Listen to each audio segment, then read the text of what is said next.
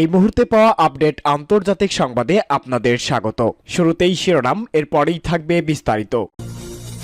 শুরুতেই জানিয়ে দেব, ফিলিস্তিনের স্বাধীনতাকামী সংগঠন হামাসকে নির্মূল না করা পর্যন্ত গাজায় ইসরায়েলের অভিযান চলবে, আবারও সতর্ক উচ্চারণ করেছে দেশটির প্রধানমন্ত্রী বেনিয়ামিন নেতানিয়াহু। এদিকে রাফায় হামলার ব্যাপারে ইসরায়েলকে যে হুঁশিয়ারি উচ্চারণ করেছে হামাস, এ নিয়ে জানিয়ে দিব বিস্তারিত প্রতিবেদন। এরপরে জানিয়ে দিব, সামরিক আগ্রাসন ও নৃশংসতার জন্য ইসরায়েলের প্রধানমন্ত্রী বেনিয়ামিন নেতানিয়াহুকে গাজার কসাই বলেছে তুরস্কের প্রেসিডেন্ট রজব তাইফ এরদোয়ান। এরপরেই জানিয়ে দেব, এবার যুদ্ধক্ষেত্রে রূপ নিয়েছে ইসরায়েল বিরোধী বিক্ষোভ। গাজা ও ফিলিস্তিন ইস্যুতে ঘরে বাইরে নানামুখী চাপে এখন দিশেহারা মধ্যপ্রাচ্যের কসাই হিসাবে কুখ্যাত ইসরায়েলের প্রধানমন্ত্রী বেনিয়ামিন নেতানিয়াহু। এরপরেই জানিয়ে দিব, ইউক্রেন যুদ্ধে পশ্চিমাদের দেওয়া অত্যাধুনিক সব সরঞ্জাম জব্দ করেছে রুশ বাহিনী এবং এসব যুদ্ধযান ও সমরাস্ত্র নিয়ে আসা হয়েছে মস্কোতে। এ কারণেই মস্কোতে এবার আমেরিকার লজ্জা দেখতে হাজারো মানুষের ভিড়। সর্বশেষ জানাবো, গাজায় ধ্বংসস্তূপের পরিমাণ ইউক্রেনের চেয়েও বেশি বলে মন্তব্য জাতিসংঘের। শুনছিলেন শিরোনাম, এখন বিস্তারিত। তবে তার আগে ভিডিওটিতে একটি লাইক ও কমেন্টস করে এই সংবাদ সম্পর্কে আপনার মূল্যবান মতামত জানিয়ে দিন কোন স্থান থেকে আমাদের সংবাদ শুনছেন ও দেখছেন। চ্যানেলটি সাবস্ক্রাইব করুন সবার আগে সত্য ও নির্ভরযোগ্য সংবাদ শুনুন। ফিলিস্তিনের স্বাধীনতাকামী সংগঠন হামাসকে নির্মূল না করা পর্যন্ত গাজা ইসরায়েলের অভিযান চলবে বলে আবারও সতর্ক বার্তা উচ্চারণ করেছে দেশটির প্রধানমন্ত্রী বেনিয়ামিন নেতানিয়াহু। হামাসের সঙ্গে যুদ্ধবিরতি আলোচনার মধ্যেই তিনি জানিয়েছে, চুক্তি হোক বা না হোক রাফাতে অভিযান চলবেই। এক বার্তায় নেতানিয়াহু বলেছে, স্থল অভিযান শুরু করার জন্য দক্ষিণ গাজা উপত্যকার শহর রাফা থেকে বেসামরিক লোকদের সরিয়ে নেওয়া শুরু করেছে ইসরায়েল এবং ফিলিস্তিন ছিটমহল থেকে আইডিএফ তার বেশিরভাগ বাহিনীকে সরিয়ে নেওয়ার পরও যুদ্ধ চলবে। যুদ্ধবিরতি চুক্তিতে কিছু যায় আসে না। তিনি বলেন, আমরা যুদ্ধ চালিয়ে যাচ্ছি, রাফা থেকে বেসামরিক নাগরিকদের সরিয়ে নেওয়া শুরু করেছি এবং শীঘ্রই সেখানে আক্রমণ শুরু হবে। আমরা হামাসের কাছে আত্মসমর্পণ করব না। আমি মার্কিন যুক্তরাষ্ট্র সহ আন্তর্জাতিক চাপের বিরুদ্ধে লড়াই করে যাচ্ছি। হামাসকে শেষ করে তবেই গাজা ছাড়ব। হামাসের অবশিষ্ট ঘাঁটিগুলো ধ্বংস না করে যুদ্ধ বন্ধ করার ধারণাটি অকল্পনীয়। তিনি জোর দিয়ে বলেন যে ইসরায়েল আগেভাগে যুদ্ধ শেষ করতে রাজি হবে না, আমি এটা করতে দেব না।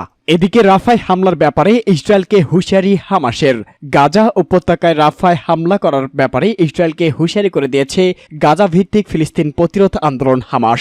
হামাসের সিনিয়র নেতা ওসামা হামদান হিজবুল্লাহ সমর্থিত লেবাননের আল মানার চ্যানেলকে বলেছেন, শত্রু যদি রাফায় স্থল আগ্রাসী অভিযান চালায় তবে আলোচনা বন্ধ হয়ে যাবে, কারণ গুলির মধ্যে প্রতিরোধ আন্দোলন আলোচনা চালায় না। হামদান আরও বলেন, হামাসের প্রতিরোধ সক্ষমতা এখনও উচ্চ পর্যায়ে রয়েছে, প্রতিরোধ আন্দোলন এখনও দারুণ আছে।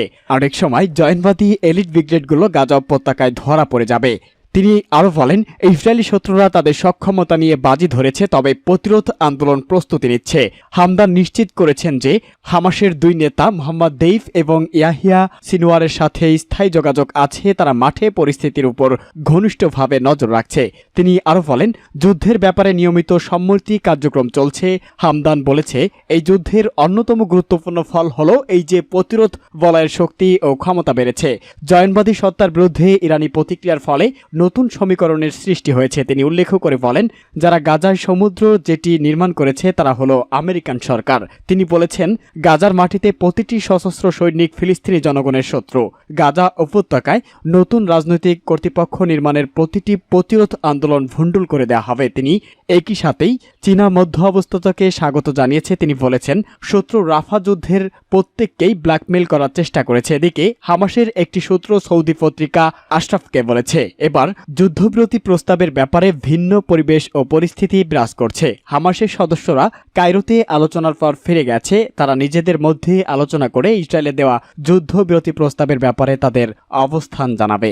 নেতানিয়াহুকে গাজার কসাই বলে মন্তব্য করেছে এরদোয়ান।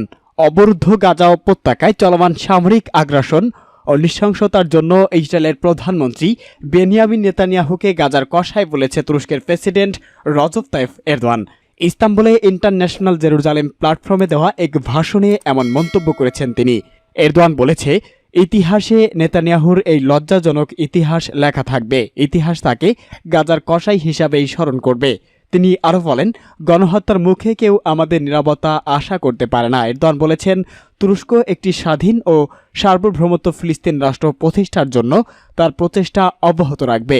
ওই স্বাধীন ও সার্বভৌমত্ব ফিলিস্তিন রাষ্ট্রের স্বাধীনতা এবং রাজধানী হবে পূর্ব জেরুজালেম।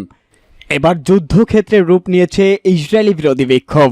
গাজা ও ফিলিস্তিন ইস্যুতে ঘরের বাইরে নানামুখী চাপে এখন দিশেহারা মধ্যপ্রাচ্যের কসাই হিসাবে কুখ্যাত ইসরায়েলের প্রধানমন্ত্রী বেনিয়ামিন নেতানিয়াহু এবং তার প্রধান দোসর ও সর্ব অপকর্মের সঙ্গী হারবুড়ো মার্কিন প্রেসিডেন্ট জো বাইডেন দুজনেই নিজ ঘরেই ব্যাপক প্রতিবাদ ও বিক্ষোভের মুখে আছেন।